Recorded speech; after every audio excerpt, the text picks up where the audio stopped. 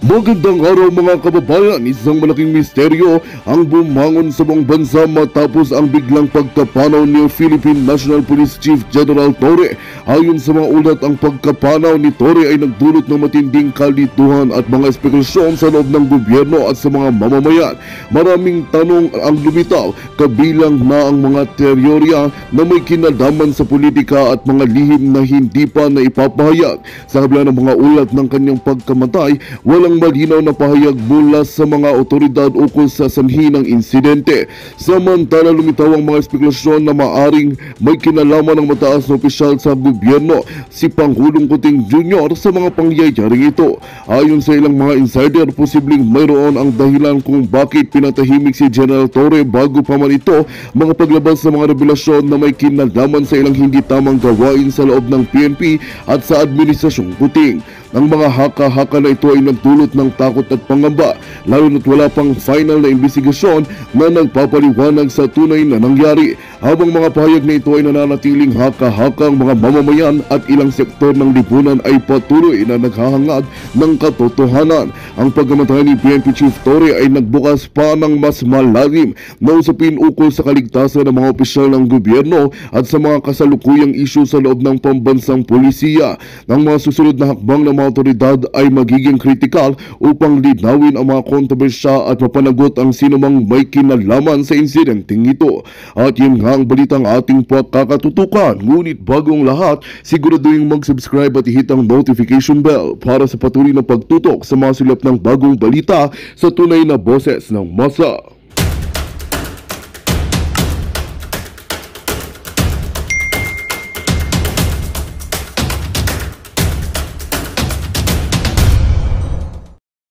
kay PRD, kay Inday Sara na taga UAE, pabalik sila ngayon. Naku, I really appreciate talaga ang iyong concern at pagbabantay din sa amin, sa akin.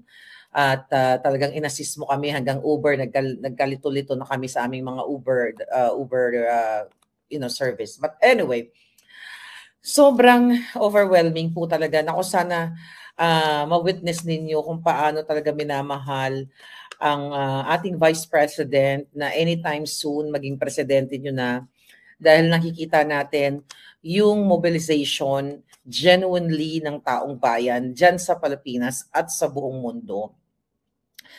At kung talagang mga kababayan, kung nandoon kayo, ramdam nyo, ako sa totoo lang, nung first time ko nakita si Inday, kahit matapang ako, kinakabahan ako. Totoo yun. Kahit matapang ako ng bongga-bongga, kinakabahan ako, nagbida-bidahan lang ako, nalakasan ko lang yung loob ko. Pero yun na nga, masa-starstruck ka talaga dahil, well, hindi siya butod, hindi siya mudlo. So, very warm ang kanyang personality. At yung mga Pilipino ko, mga palangga, talagang kumakahila naman kayo sa lola ninyo, talagang kumakapagmaganda kayo, but I love you all. Nakakatuwa lang talaga yung emotion kahapon dahil lahat sobrang happy na nakita si Inday Sara. Pero bago ko magtuloy-tuloy, kukwento ko sa inyo yung mga eksena doon. Gusto ko muna mag-shout out syempre kay Palangga Ruth from Zurich. Palangga, kababayan ko yan. Kumusta ka da? Permi ka lang katutok. Si Palangga, Madam Lolita Suarez, the other day na-meet ko, na-shout out pa kita, pero gusto kong doblehin para masaya ang iyong umaga. Next, okay, syempre, ang nagbigay sa akin ng siopaw. Yun ang kinain natin doon nung nagutom kami pala, si Ma'am Melanie. Ayan, so si Miss Ruth ng Netherlands. Okay, si Ma'am Eva Medina, Agnes Medina, Mona Lentin from Uzami City. Ayan. At syempre, nagbigay sa akin ng tsokolate si Ma'am Estrelleta Obenita. Ayan, binigyan ako ng tsokolate. Kaya jojoba na naman ang lola ninyo. At asa ba yung mga babatiin natin bonggang-bongga? Ayan, may letter pa siya. Maharlika with love. Okay? Syempre, nagbigay sa akin palangga. Sorry, hindi ko na matandaan. Inabot ako ng mga, mga masasarap na pasalubong.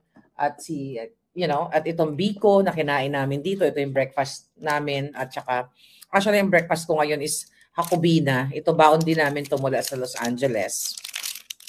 Hakobina, yan, so sa kape. Pero mamaya ko na siyang kagatin. So, yung nagbigay sa akin ng payong palangga. Binigay ni Palangga, nagbigay din ng pabango. 'Di ba? Kasi lalo akong magiging mabango. At si payong dahil umuulan dito. Thank you from London with love. At syempre, ang mga pang-ref magnet nakabog sa banga. At yung nagbigay ng pangkape. Thank you so much, Palangga. Okay. Yan, ito si Palangga ang tawag dito, keychain. Yeah, keychain. Dapat may chain to para kay Lisa. Keychain. Dapat yung chain na ganon para kay Satanas. Anyway, yes. Thank you so much sa inyong lahat. Okay, magkakwento tayo. Glee Pretty 79, thank you very much for being a new member. All right, thank you. Ano ba gusto niyo marinig na kwento? Okay. Yung pangalawa kasi ako nagsalta after Ben Ripol, di ba? Natuwa ako dahil sobrang dami talagang nagmamahal na palangga sa taong bayan. Alam nyo, yung ayokong sabihin na mahal ako ng taong bayan. Kasi kaya naman kayo na yung mga tao doon, you were there kasi mahal nyo yung Pilipinas. Ako lamang ay isang representante ng isa sa inyo na nagmamahal ng lupang tinubuan. Kaya kung siguro, not as Claire or as Maharlika, pero nagmahalan tayo sa isa't isa. Kinabog natin ang banga at nagbidabidaan talaga ako doon kahapon. Excuse me, habang wala pa si Inday, talagang dapat magbidabidahan tayo, di ba? Pagdating ni Inday, tumahimik lahat tayo at makinig sa kanyang mensahe. Alright? Pero I appreciate talaga yung ating mga palangga doon. Mga palangga, I'm sorry kung hindi tayo nagkita, pero doon sa mga palangga ako na talagang lahat kayo na nagtiyaga talaga, iba yung power, iba yung tunay na unity para sa Pilipinas. So, ayun, yung dumating na si Vice President Day Sara, grabe yung tao, nakikita nyo naman sa social media, di ba? Ako kasi wala po akong cameraman, di ba? Meron lang ako mga angels sa paligid-ligid ko na nagmamasid. Baka biglang may mga rebelding komunista na, pakana ni Satanas o yung mga, alam nyo na. So meron lang ako mga secret agent, di ba? Na nagmamasid. Pero in terms of mga gadget and everything as reporter or whatever, wala ako niyan. Ang gadget ko lang telepono kasi hindi na ako maganda ugaga ng kaka-emote, di ba? Ma'am Erliza, ayan. Nag-message si Ma'am Erliza, no? Ayan. So ano pa ang chika? Galing ano yun palangga? Ma'am, shout out from Butuan si Ellen. Okay. Si Ma'am Priscilla, yeah. Okay. So, i-describe ko sa inyo yung vibes ng tao. Although nakita nyo na. So, pagpasok ni Inday Sara, talagang alam mo yung ginagawa ni Inday na talagang lahat ng tao gusto niyang i-accommodate. Lahat po kayo, parang ako gusto ko rin kayo i-accommodate lahat. Pero syempre, kung accommodate natin yung libo-libong 5,000 na yun, wala na tayong program. Mag-picture-picture na lang tayo, mga Inday. So nakita ko si VP Sara talagang inisa-isa niya yung mga tao. 'Di ba? Hindi katulad ng mga bangag ni Marcos Jr. at ni Amy, yung manggagamit. Pag nakakita ng mga kababayan niya na feeling niya hindi alta na mga bangag, inahawi niya. But I can feel the sincerity of Vice President Sara na gusto niya makadaupang palad yung ating mga kababayan. Okay, so yun na nga, inisa-isa niya talagang ang mga tao hindi magmayaw. Tama ba? Hindi magmayaw sa kanilang, mamaya po magpapating ko tayo sa inyo mga palangga na nagpapasabog ng kanilang grasya dyan. So, hindi magkamayaw yung tao. Lahat gustong yakapin. Sabi ko sa inyo, rockstar. Siya talagang tunay na rockstar. Diba? Ano lang ako, second honor. Dapat may ganun. Second honor lang ako. Dapat hindi tayo lumalayo kay Vice President. Anyway, talagang grabe yung pagmamahal sa kanya ng tao, yung longing na, Inday, sabi ganun ng mga tao, magpresidente ka na, Day, ganun.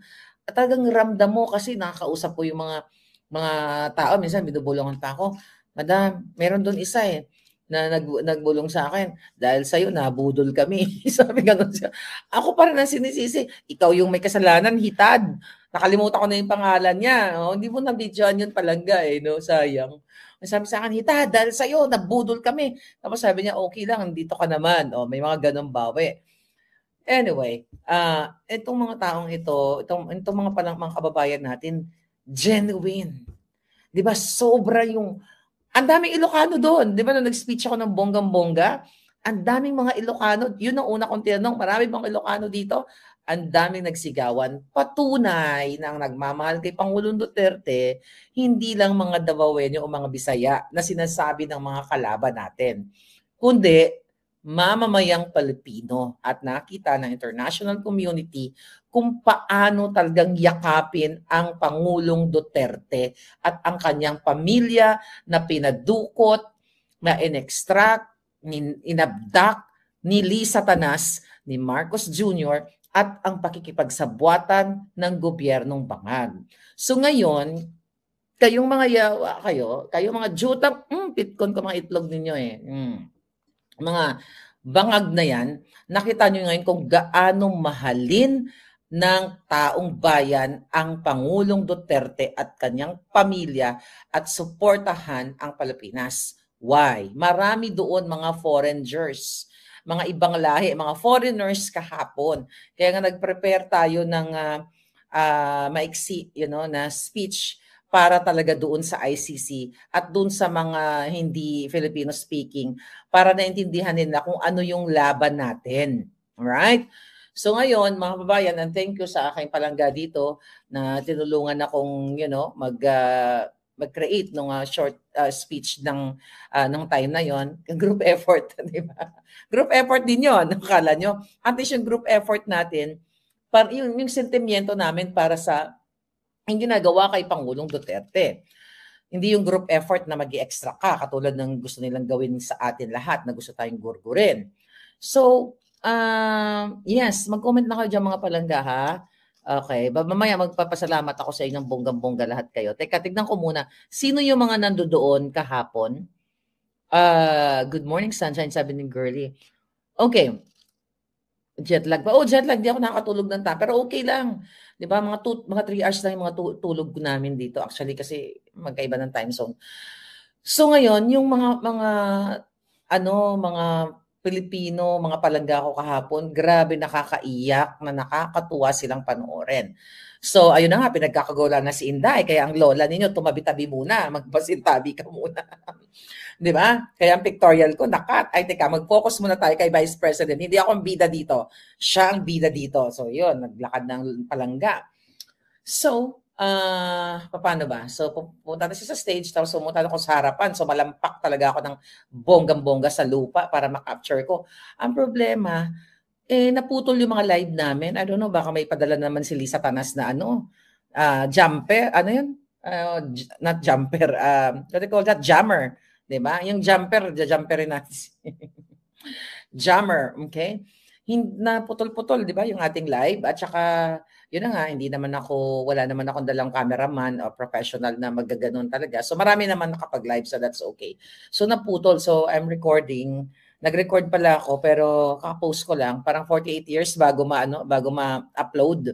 So marami ako mga videos nakuha, pero 48 years pa siguro ninyo maghihintay. Alright, so ito na. Wala kaming, alam mo, yung event na yon is short notice. Lahat naman nun short notice dito dahil unang-una wala namang resources dito ang Vice President. Kumpara, at least sa Pilipinas, marami talagang tayo yun, bayan natin yun na gusto magtulong-tulong. Aba, yung stage is platform lang yun na ginawa-gawa. Okay lang yun. Nung pagdating nga ni Inday, ni Vice President, nakita ako, nagmamasid lang ako, nakita ko yung mga security forces, nakita ko, sabi ko, nakikiramdam lang ako, hindi na ako nag-ingay doon. Dahil maingay na ako sa vlog, tapos epal pa ako doon. Hello, ayoko naman umaga ng mga eksena ninyo. So nakikita ako mga hitad, nagkuha ng bangko si Kateki, may mga assistant doon, Inday. Natatakot ako, kasi yung upuan is plastic. Anytime, baka kung ako tumayo doon, bagsak agad ako doon. Pero anyway, magaling din si Inday. nung binibitbit na yung upuan, nagwo-worry ako sa kasi baka biglang bumagsak, 'di ba? Eh di gagamitin na naman ng mga jutang ginimis na pang-babash sa ating Vice President. Pero si Inday, dahil tama, alam mo, ang tawag doon ay diskarte. Kaya lagi ko sinasabi, ang taong madiskarte, 'di ba? Lalo na kung madiskarte at matalino, panalo ka talaga. Pero yung diskarte niya, yung upuan, hindi siya nagtumayo doon sa gitna. Tumayo siya doon sa pinaka-tukod. Tukod, ano tawag doon? Basta tukod, yun sa Amon, sa Bisaya. Yung paa ng upuan, di ba ganyan? Tumayo siya doon para nga matibay nga naman. Pero tinitignan ko, sayang man lang may naka-video, tinitignan ko talaga yung upuan niya. I swear to God, nung nakaganon ako, sabi ko baka malagdag to si Inday or ganun ba? Tinitignan ko yung mga tornilyo, kung may tornilyo man yung bangko, doon ako nakatutok. Kasi baka ako anytime, maano siya, di sisigaw ako, ay, kateke, babagsak. Although, may nakahawak. Okay. So, ano yung nagre-represent doon? Yung hindi preparado na, hindi ginastosan ng bonggam-bongga yung event na yon. Ibig sabihin, impromptu lahat. At dito nyo makikita na ang Vice President, walang arte-arte, mas maarte pa nga ako sa kanya. 'Di ba? Mas bidabidahan pa ako sa kanya. Walang arte-arte. Tumayo siya doon, kasi para ma-approach siya, makita niya yung taong bayan. At ayun, nagsalita siya. Well, naka-rubber shoes naman si Inday. So, okay lang. Ako kasi hindi ako pwede mag-rubber shoes kasi makikita niyo yung height ko, di ba? Hindi, tsaka hindi bagay sa outfit, di ba? Dapat binabagayan yung outfit. Pero hindi, dahil matangkad siya, walk up like this naman yun. Kahit anong gawin nun, walk up like this, di ba? Dahil una-una matangkad, makinis, hindi hindi formalin inspired yung Feslock, katulad ni Palaka, Oh my God, kakainis. Here.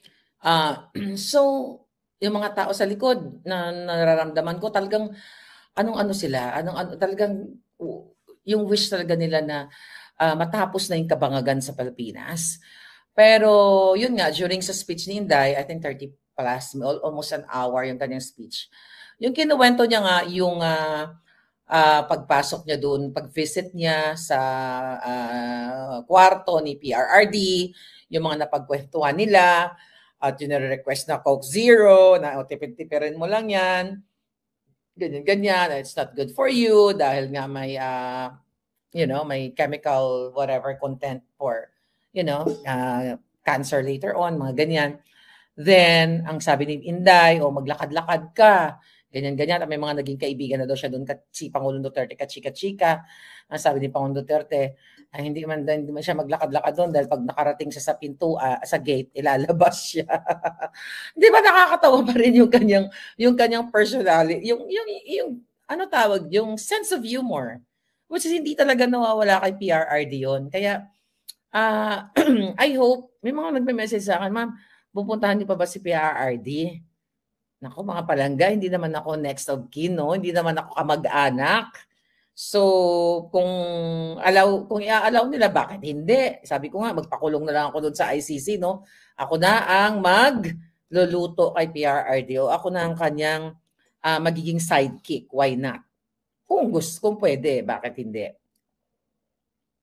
Pero that's not possible. Ito ay for the heck lang na nagkakwentuhan tayo kasi morning here, kape-kape tayo, alright? Natural beauty and brain. So, tapos yung mga kinuwento ni Vice President Sara na yung advice nga sa kay Kitty na gusto daw pumunta ni Kitty mag-visit pero wag papuntahin si Kitty sa Netherlands hangga't hindi abogado. O, di ba? Nakakatawa talaga. Hindi pala pwede visitors, madam. Mahigpit sila kasi maybe later, I don't know, hindi ko alam. Actually, ayoko mag-react. Pero this is just a wishful thinking na I wish i-allow naman nila na magbisita si Marlic.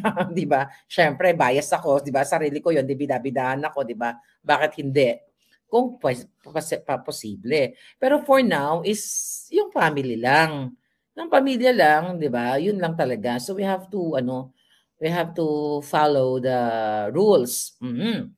Now what? Patawa-tawa lang talaga si Tatay Digong. Oo, kaya nga sabi ko nga, yung nangyari sa kanya, kay PRRD, parang para sa akin, bakasyon lang yun Kasi I'm very positive. Okay?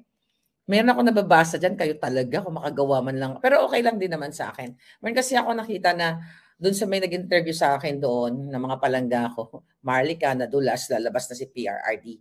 I'm just being positive. Diba? Na sinasabi ko naman, we will win.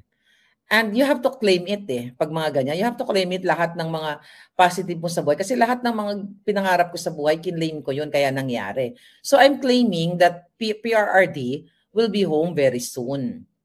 Malay mo ako susundo pala sa gate, di ba? Pag naglakad-lakad si PRRD doon, tapos nandoon din ako, tara na PRRD, ako na uuwi sa iyo. Di ba? Kidding aside, mga palangga. Be optimistic. Yeah. Tama, sabi ni Wating-Wating. Basta bring him home, safety by God graces, sabi ni Astig Bingbong. Ayun na nga. Okay, si Pretty, mga palangga, thank you Pretty. Ayan, pasalamatan mo natin ang ating mga palangging. Si Karen, ayan, Barkadahan, thank you so much. Okay, si Glenn, ayan, Solid Marlican, thank you, palangga, thank you. Nako, 25 months si Solid Marlican na member, ayan, palakpakan natin, lagi nagmamahal sa akin. Ayan, si Maria Tenya na nagmamaganda like me. Ayan, si Miriam. Thank you very much. Ayan, ang mga palanggingging. Si Karen, si Annalina, si Jethro. Ay, nako palangga. Thank you si Kampong Chica na laging nandiyan kay lola niya. Okay, ngayon. Thank you so much. So, ano yung mga tanong nyo doon sa mga eksena kahapon? Ano pa ba yung mga na-notice ko? Okay, na-notice ko. Alam nyo, yung mga nag-guard doon kay Inday, mga volunteers yun. Hindi bayad yung mga yun. Yung sound system, palangga, thank you, nagpa-picture. Hindi bayad yung mga yun. Walang mga talent fee yun. Lahat yun volunteer. Kahit sa akin, maraming gusto mag-volunteer. Ang dami nag-imbita sa akin. Ako, more invitation. Para hindi na ako bumalik ng Amerika. Baka dito na ako, ba't nandito si PRRD. So, but seriously, yung pagmamahal yung volunteerism na talagang yung kanilang support kay Pangulong Duterte at sa inyo sa ating buong bansa, hindi mo matatawaran. Wala yan si Bangag. Kaya nga, sabi ni Baste, totoo yun. Mr. Marcos, ano sabi ni Baste dyan? You will never be loved by the Filipino people. But, this is my word. But the Bangags like you. But the Bangags, yun ang nagmamahal kay Bangag. Kasi syempre, pare, tira tayo. Singo tayo. Mga ganon. Diba? So yun lang yung nagmamahal sa kanya. Pero yung Pilipino, hindi. Hindi siya, my God, sa Pilipinas pa nga lang, diba? Gaganon-ganon si Kuting. Ay, punta ng Cavite. Yung mga tao, nga, walang pakialam sa kanya. Alam mo kasi iniantay lang ng mga yon, ayuda.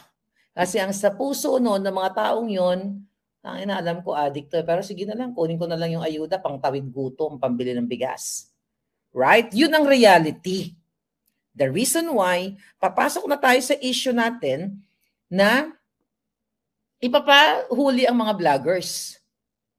Okay? Imagine niyo itong si Paduano, lahat sila, group effort sila. Yung mga palangga ko, mga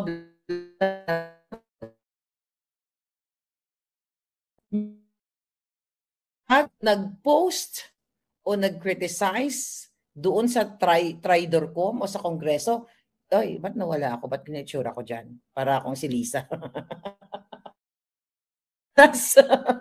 Ba't ganyan? Bakit nagbabuffer? I'm good. Okay. Anyway, imagine nyo mga kababayan, kailangan nyong gisingin ng inyong diwa kahit anong kulay ng inyong politika. Because this is not about politics. Dahil ako, di man ako politikong tao. Kasi kung politiko ako, hindi nyo ako nakikita dito nagdadakdak na laban sa mga bangag. Kasi ang karamihan, hindi naman lahat. Karamihan sa mga, hindi katulad ni Inday. Di ba? Kung yan ay politikong para lang sa pangangawat, hindi yan magsasalita laban sa mga bangag, sa mga ginagawa ng bangag, magsasubmit na lang yan at makikipagkunsyabahan na, o sige, hindi naman ako magsasalita, team na ito, project ko, bigyan mo ako ng confidential fund na ganito, basta magkakampi tayo sa pagnanakaw, you know. So ang ibig ko sabihin, mga kababayan, talagang ang ginagawa nila panggigipit ang ginagawa ng gobyerno, na kapag ikaw ay nagsalita ka after I think nandito, no, tignan na exact word ng mga yawa, mga nami pang anohon. Ano sabi ng mga honghang? Okay. So ngayon, saan ba yung message sa akin ni Palangging? Alright. Oh, okay. So here we go. So ngayon, ang sabi nila, ang mga giatay na lahat ng mga vloggers na magsasalita, mag-criticize sa kanilang HUAD committee na yan o tri committee na yan ay iko-contempt nila at pananagutin nila. Diktadorya po itong nangyayari. Anong kulay ng inyong political, you know, inclination whatsoever. Ito ang gigipit sa atin. Ma'am Anita Go, thank you so much. Ayan, thank you Palangga. Yan. Ngayon, bakit to ginagawa sa atin? Kasi nga very effective yung boses ko niyo. Look at Sas, my baby girl, Sas Rogando Sasot. Gusto niyang, like ako, willing ako umattend sa Zoom. Para, ang sabi, in aid of legislation, yung kanilang pinaghihiring-hiringan dyan. Bakit kailangan pumunta ni Sas ng personal sa Pilipinas kung ito ay in aid of legislation? Bakit hindi nila pinapayagang mag-Zoom? Pero si Asierto, yung kasabwat ni Trillanes, dito sa pag-file ng case sa ICC against PRRD, pinayagan nilang mag-Zoom. Nakita nyo yung double standard, yung kajegemonyuhan ng gobyerno ni Bangag. My God, yung mga kaparian, mga kapulisan, lahat po kayong mga Pilipino, sige maghihinahon ako. Bulag ba kayo? Na kapag pabuk sa mga bangag, magandang balita ang hatid namin sa inyo ngayong araw. Sa pagtatapos ng aming balitaan, nagbigay kami ng mga mahalagang impormasyon. Maraming salamat sa pagtutok at pagsuporta sa aming programa. Huwag kalimutang manatili sa mga susunod na araw para sa mga bagong balita at mga kwento na dapat nating abangan. Mula sa Boses ng Masa, magandang araw Pilipinas!